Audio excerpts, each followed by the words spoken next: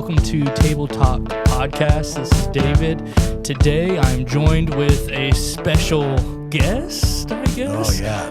Very special. Ron, you preached this past Sunday. Caleb is on vacation. Yeah, and, having a good time, hopefully. Yep, I hope so. He's hopefully soaking in the sun and enjoying that a little bit. So we were talking about it. We knew that you would be awesome, that you do a great job on here, and you did a great job on Sunday doing something from that's been around a long time. I think you said 1700 years for the Nicene Creed. Now we actually are kind of focusing in more on the Apostles' Creed, which is even older. So and there are even some evidences of creeds in the Bible and things that we look at and they go, oh look, they were telling people the same thing that you received is the same thing I received. Yep, and it's like, exactly. Oh, that's a creed. And it's hanging out there right in the middle. It's like talking 20, 30 years, maybe at max, away from. Yeah, I mean, it really is just summing up, what we believe. Instead of going, here's my Bible, it's like, well, let me just give you the elevator speech to sum it up. And people have tried that in lots of different ways, and they've done a very good job. I mean, it's lasted a long time. Yeah, for sure. And one thing we know is if you have something that's like that everybody can generally agree on, that's in our that we would consider in our brotherhood. That's something pretty special. Right. Yeah, we can't agree on anything. I mean, we can't agree on the color of carpet or whatever. But we can. There's just these truths that we will all go. I'm in. Yep. Whether Methodist, Catholic, all the way through, all of non-denominational. Yeah, right. And many of those churches say these creeds every week. Yeah. They might alternate between the Nicene Creed and the Apostles' Creed, just because they want to keep that in front of them. Mm-hmm. So it's going to be, I think the whole series is going to be a great one. I think it's a cool one to follow up the Asking for a Friend series, because those ones are so... a lot of times the questions that we have about faith, heaven or hell or, things like that, which are just so broad, and everybody has opinions, and there's something that, like you talked about on Sunday, some freedom in those areas. These Nicene Creed is like, there's not room in these for... I mean, they're designed to have the common thing. Like we're all in common on this, right? Yep. The freedom in a lot of opinions and lots of other stuff, but not in this. This is like, you probably need to be on the same page here. Yeah, for sure. As far as your sermon goes, a little bit, would you mind giving just a short intro? Just a reminder, because if you haven't, you can go back. You can listen to that on YouTube, on our podcast, on our podcast page, and listen to that. And you did awesome. So I would encourage people to do that, but maybe just a short overview of it. Yeah, I mean, part of it is because Christian church, Restoration Movement, what we've kind of come out of is kind of almost has been against creeds, at least against creeds to stand on their own. As long as they're scriptural, we're good. But when you just say, hey, here's a creed and everybody's got to agree with it, we're like, well, is it scriptural, right? That's where we go back to. And so some of it is just our history and with creeds and the history of creeds and how that's all come about. But really, as we got into it, and I only took the first 12 words, so it was only I believe in God, the Father Almighty, maker of heaven, maker of earth, or creator of heaven and earth. And in that section, I think it says a lot about, like at first, it's like God. That can include a lot of people. A lot of people will go, yep, I'm in. I believe in God. It's like, okay, let's break that down a little bit more, because there's some other defining terms here that really make the God of the Bible unique. And so talking about that, but then what I really spent most of the sermon talking about was, what does it really mean to believe in? Like, can you just go, yeah, I believe in that. Yeah, that's good. Or is it like, I have complete confidence that is true, that God is God, that he is my Father, that he's going to be with me every moment, every day. He's transcends creation. So he's not stuck within my limitations. He's outside of that and can do anything. All of that to me is what really matters. Do you really believe in God? Do you trust in him and have complete confidence? Because if so, it really does. It makes our lives, I don't want to sound like I don't know, like this is, this may sound arrogant, but it just feels like life's so much better. Like when I don't have to put all the weight on me, I know I serve a God who's going to take care of me today, tomorrow, next week, regardless of how bad I mess it up or how bad life messes it up. Yeah. He's going to be with me. Yeah. Yeah. And I would say if you're serving a God that you can't trust to do that, then Is he really God? Is he really God? Yeah. Which kind of leads into the Father aspect of it, which is a personal relationship. And you talked a little bit about that. I believe in God, the Father, our Father. Yeah. And the idea that God is this personal being who cares about you and loves you and has plans and desires for you. I think that is, man, what a huge thing to state in the first couple words. The first defining element of who this God is that we're going to all agree on that we believe in is Father, that it's a relationship. It's not just, and I mean, there's a lot of other religions, right? A lot of people believe in, and they call God different things, but they believe in some supreme being. But in so many of them, they don't, it's not a personal relationship with this God. And to me, that's the God of the Bible is so amazing that that he wants to know us, to be with us, to walk with us, and he wants us to learn to trust him. Yeah, and what I also think about this is that what's neat about this is how when it can separate us from, it separated the early Christians from the pantheon, all the gods who are just around and stuff like that, who are just there. If you're lucky, they're gonna hear you. If not, they're not. Or if they like you, then they'll treat you good. If not, and it separates them. So it did that early on, and then it continued to do that years. 1,300 years later, when Islam comes along, and they say God is not a father. Yeah. He is not. Right. He nowhere you can't call him father because that's not what he. And so this creed separates our God, Yahweh God, apart from all other gods. Yeah. I mean, think about back to Elijah and the prophets of Baal. Can you imagine if you had to cut yourself in order to try to get God's attention? Yeah. It's like that's just so foreign to me. Yeah. How would you believe in a God that's I don't know. But anyway, I mean, God doesn't portray himself as that in the word that he's given us. Yeah, exactly. And it is, as good as that feels, it's also humbling in knowing that he's chosen us. Yeah. Chosen to love us in that way. Right. And to set us apart from all creation. Yeah. Like we're not just like the other animals or even spiritual beings, angels and things like that. He has set us apart. The love that he has for us is special and is different. Right. And we are in a relationship that's different than the rest of the world. And that is and in huge. Some crazy, bizarre way, he's created us in his image. Like he doesn't say that about the animals or whatever. I mean, but for us, he says, he's created us in his image. He wants to be with us and he wants us to be like him. Yeah. Yeah. And that goes into that creator. Yeah. He is the creator. And it's the idea that we trust that all of this is created. Yeah. And, what do you feel like that means for you and I know you talked a little bit about this, that he is the creator. What is the impact? Because they're so careful with every word, and to have this in that he's the creator. Why do you think that is such a big enough thing to have in this creed? Yeah, I think anything that creates has to be bigger than the thing that it creates, right? So the fact that God created us means he is bigger than any of this creation. So when we look out at night and we see galaxies and galaxies and galaxies and how vast all that is, God is bigger than that. God is bigger than all of it.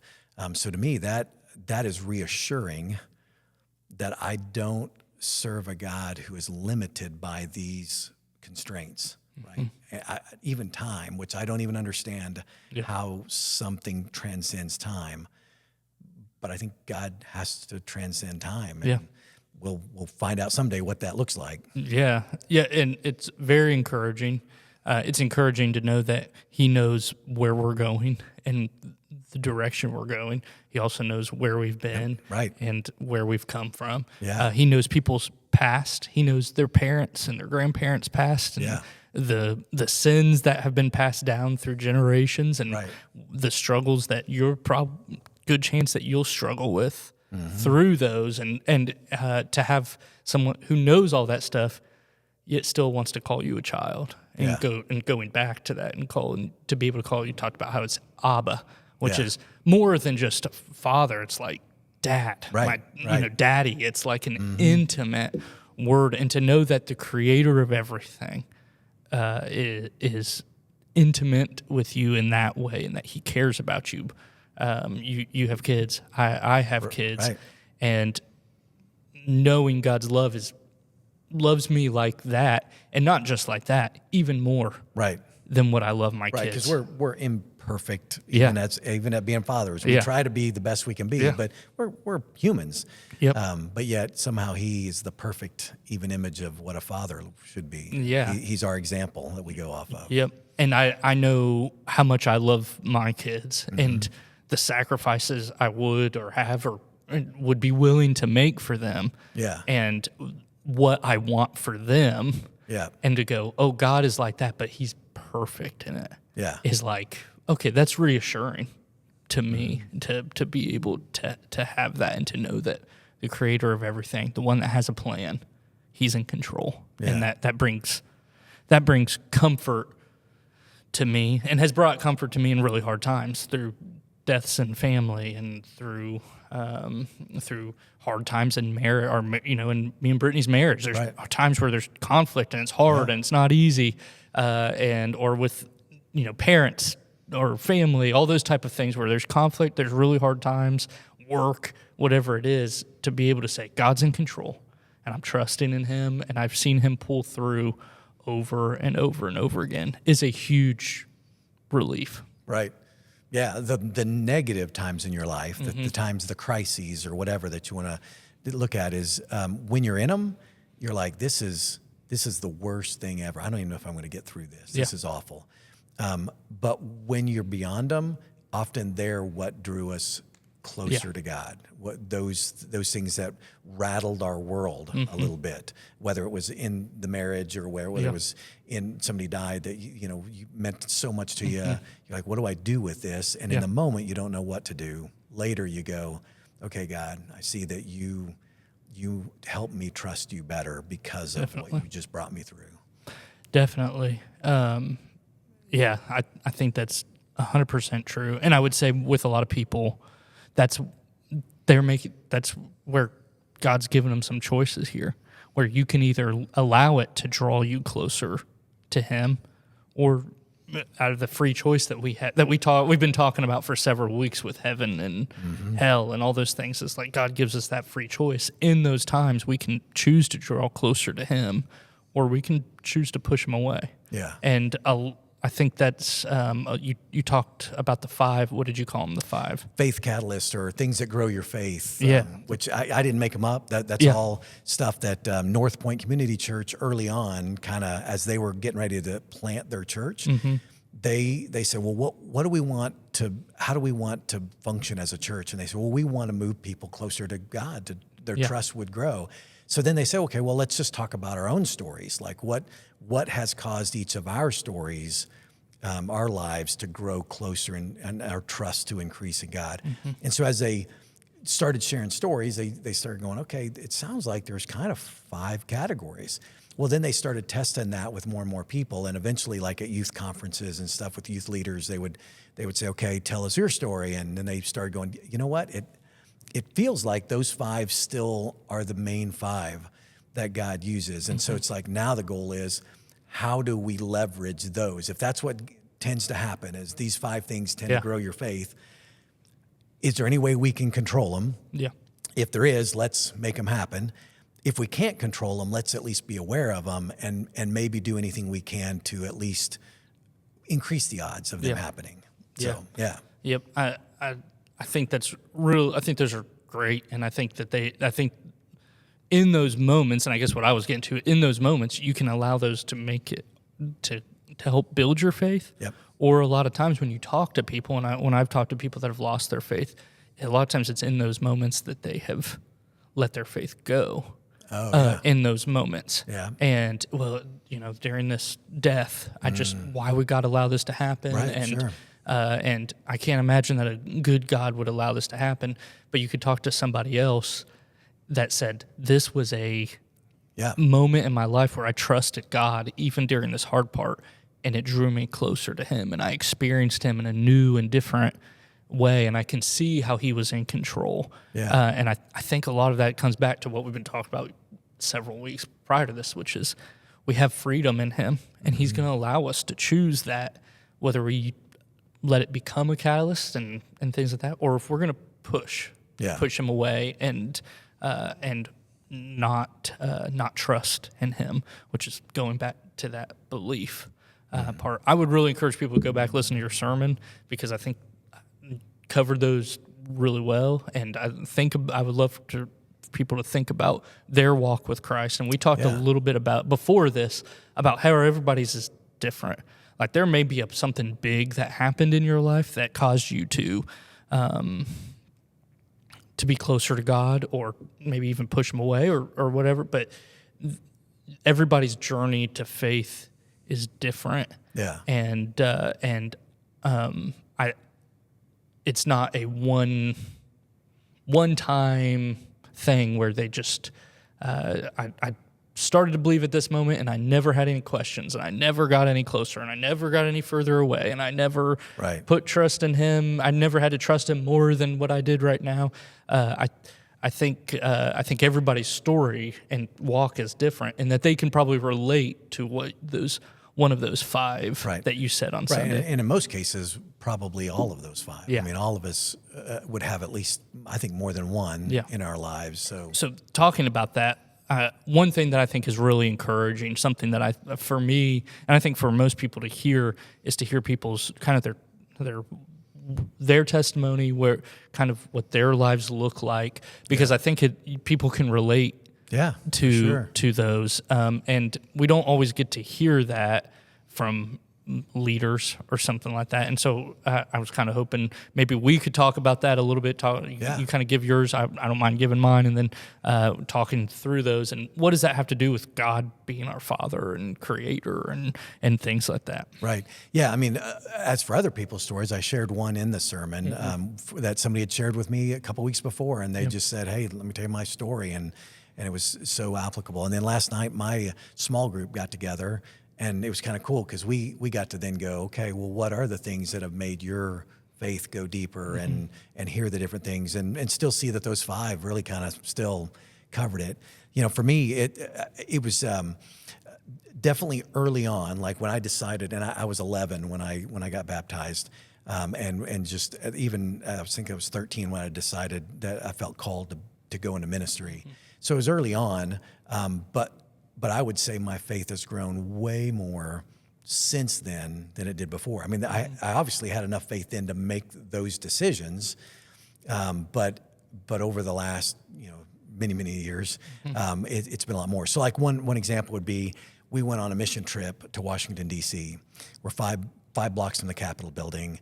We're supposed to hand out sandwiches, and we're supposed to, with the sandwiches, we've got a box of bananas, and we've got a drink cooler of orange drink. And so in the process, we've got these people lined up. It's a rough neighborhood. I've got these students, youth group members, and we're given different jobs. And somebody comes and says, hey, the orange drink cooler is just about empty. Like we're tilting it, to get it out of the spigot at the bottom, and it's like, okay, well, I'll go find out what we're supposed to do, because I don't know what we do when we run out. I don't know if there's more and we make more or what. So it took me a bit. I had to go inside, find the person inside the building, and say, hey, what are we supposed to do when we run out of orange drink? We still got this really long line, and I don't want them to turn on us. Right? And he's like, well, when you're out, you're out. Yeah. I was like, Oh, okay. All right. Well, okay. All right. Yeah. So I go back and I said, hey, I found them. And they said, when you're out, you're out. And they go, well, we just keep pouring more drinks and we haven't run out yet. And the line's almost empty now. And we ended up finishing up the line and somehow just tilting that thing and just continuing to fill up cups. And then another crew was going to parks and finding homeless people out in the parks. And they were giving out these bags as well and handing them a banana. And they had a box of bananas. And they were, as they were doing this was two different situations, happened simultaneously, but we did not know it till later. As they were doing this, they said, hey, we're just about out of bananas. What do we do when we're out of bananas? And they got the same answer. When you're out, you're out. And they just kept reaching in and grabbing more bananas and handing them out. And they said, it was way more than were in there and it's like, I don't know. But when we got back and we each wanted to share with the other team how incredible our story was. Like, let me tell you what God did in our situation. And then when the other team shared their story, we're like, oh, wow. That's awesome. Yeah. So, I mean, things like that and a lot of times that happens when you put yourself in a situation that unless God shows up, it ain't going to work. Yeah. Right. And a lot of times mission trips tend to be that because it's kind of on the edge. Yeah. And I would say there are a lot of things in life that are actually like that. Yeah. Like if you're putting yourself in a situation, whether it's your work or your marriage or your relationship with friends or what, I would say almost all of those is like, if without Christ, it's probably not going to work. Right. And it's going to be sour and it's going to be really hard. You may have success in one way, but without Christ, I think there's going to be a huge hole and there's going to be emptiness in that, and you're going to be unsuccessful in a lot of different ways. I think that's for me in my walk is like the times that I have been closest to God have been the times that my life is significantly better. And it's like in our marriage and times where me and Brittany have struggled or where we've had realizations of how we were treating each other or how we were manipulating or, you know what I mean? Like trying to, not like, oh, I'm going to, I'm going to get her or something, but like, I just don't want her to be mad. I just don't want him to be mad. So I'll just lie a little or I'll just, things like that. And we started realizing it. And it's like the closer you get to God, the more you realize, our marriage is so much better when it's with him and when we're following his walk and the steps he tells us to take, when we're completely honest with each other. And even though those conversations are hard, and even though it's like, man, I have seen God change our marriage, even though, like you said, I became a Christian when I was 8 or 9 or something like that. Yeah. Young, I stood up in the middle of the invitation on a random Sunday morning. Hadn't talked to my parents about it. Nothing. Went up front, and my dad baptized me that day. And I think I made that decision that day. I don't think it was a complicated decision for me. I think I went, I need Jesus, and I want to be baptized, and I think that's enough. But then God doesn't stop with you there, right? And as long as you're trusting Him, and He'll put you in, and you allow yourself to be put in situations where you have to trust Him, mission trips, or in your marriage, or at your work, and things like that, where you go, all right, God, we need you to step in here and to see how He works. I think that all just builds your faith. And it builds those stories that people go, oh, wow, that's a story like my story, or that person went through exactly what I'm going through right now. And to see how God has worked through those can change the world. And it's one of my favorite things to do, is to hear people talk about major events in their lives, their testimonies and things like that. So, and one thing I said in the sermon, and I believe this to be true, is in the United States, we live in a fairly safe and secure place. And we all even have backup plans to our backup plans in a sense, right? The savings for your savings or whatever, right? You just try to make sure that you've got everything covered, insurance for insurance and all that. In Africa, in Haiti, in South America, in Central America, if you go on a mission trip to one of those places, you'll hear even more stories and it was life or death type of things, and it's like God came through for them. Yeah. We tend to not get to experience those as much here, partly just because we've just got so much. Yeah. So put yourself out there and go on one of those trips, and you'll end up going, oh my word, God does amazing things. Yeah. It seems like he does way more in Africa than he does in the United States, but he's in both places doing amazing stuff. And I would say probably some of those, like, we just don't recognize it. Like they probably do. Right. And it's like God is still working. Yeah. He's still, because I've seen him do things in marriages. I've seen him do things in people's lives that it's like this. You hear stories of people that were murderers or things like that, and it's like they changed their lives completely because that's a miracle for that to happen. Right. Or people healed, or those things where it's like, okay, that still happens, but a lot of times we're quick to put it back on. I think some of this is the political system we're in. They worked hard enough, or they did this, or they did that, and that brought them out of it. Yeah. They pulled themselves up by their bootstraps. But when you start praying and you start looking at how God is building things, I think you can start seeing like, oh, God does miracles all the time. That's right. He does things that seem impossible, things like, how will this work? And he does it. He makes it work, even though it's not food or, and things like that. And when you see those things, it gives you joy. And that's one thing that he's in Zimbabwe, one of our missionaries from Zimbabwe says all the time. The joy that they have in Zimbabwe, he misses it when he's here. And he's like, we have everything we could want here, food and backups to food and everything we could want at the tips of our fingers. And yet we're missing a joy that they can have there. And I think a lot of it is because of who they're trusting and and probably what they're not worried about, which is some of the stuff that we worry about. Yeah. So, but you did a great job on Sunday. Like I said, I would really encourage people to go back, listen to it, they can go read those creeds, and you can find them anywhere. They're simple. Most of them are fairly simple, and there are creeds on top of creeds on top of creeds, all over the place that people can read and go, oh, I never thought of it, or and ask questions about it. So the two most popular, like we said, is Apostles' Creed and Nicene Creed. Apostles is shorter; they got longer when they did the Nicene Creed. We're going to go through the Apostles' Creed, and we're going to do it over 8 weeks. So we're just going to take little. So like this next week,